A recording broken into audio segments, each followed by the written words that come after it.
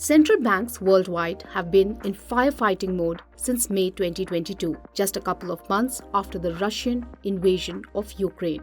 For the first time since 2008, the US Federal Reserve raised key rates as inflation flared up to decadal highs amid clogged supply chains. The Fed's response nudged other global central banks to follow suit. Back home, the Reserve Bank front-loaded a repo rate hike of over 200 basis points. This fierce fight to tame inflation hammered equities during the first half of the calendar year as it turned the liquidity taps off. Key indices like Dow Jones, Nasdaq, Nikkei, and Kospi have lost considerable ground this year.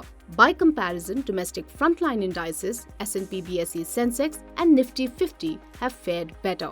According to Axis Securities, calendar year 2022 was a transition year, exhibiting liquidity reversal, policy tightening, geopolitical concerns, and a rising inflationary scenario which led to higher commodity prices for the first half of the year.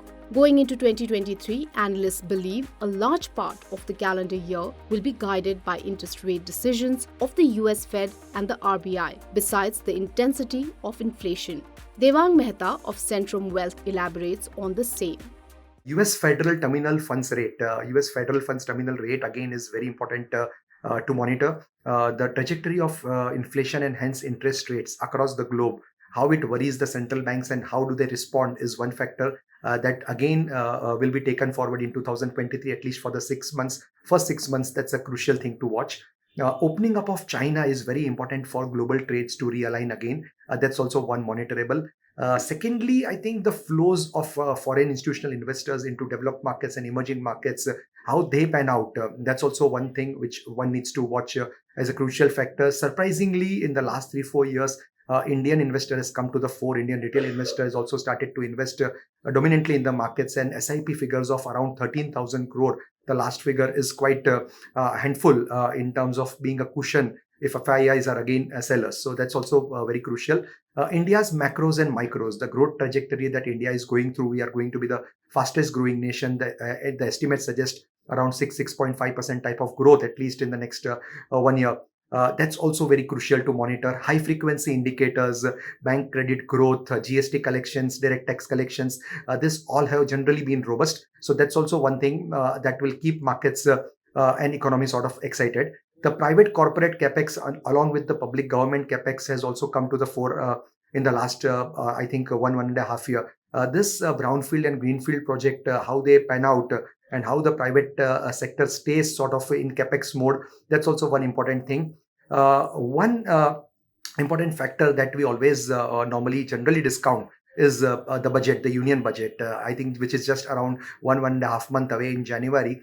That is going to also be a crucial factor for the medium term for the market. Why? Because this is the last sort of a full budget for this government before the 2024 election code of conduct sets in, and it will be more a vote of account, the 2024 one. So this budget again assumes importance. The trend of monetary policy in India is also something which one will sort of watch.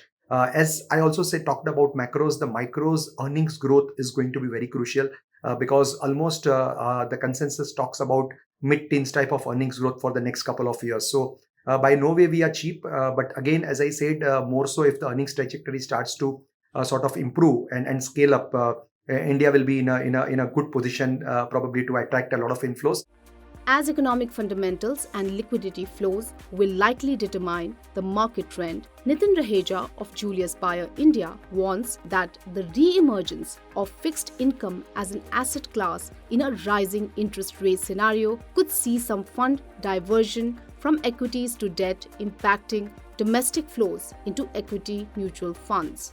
Over the next few months, analysts say higher interest rates and slow recovery in consumption of low-income households, coupled with related derating in multiples of growth stocks, could be the key theme for the market in the first half of 2023. Today, the markets are likely to remain range-bound amid the expiry of future and options contracts for the December series. However, stock-specific action will continue. If you like this video, share it and subscribe to Business Standard. For more news, views, and insights, log on to www.business-standard.com. Do also follow us on YouTube, Twitter, Facebook, Instagram, Telegram, and LinkedIn.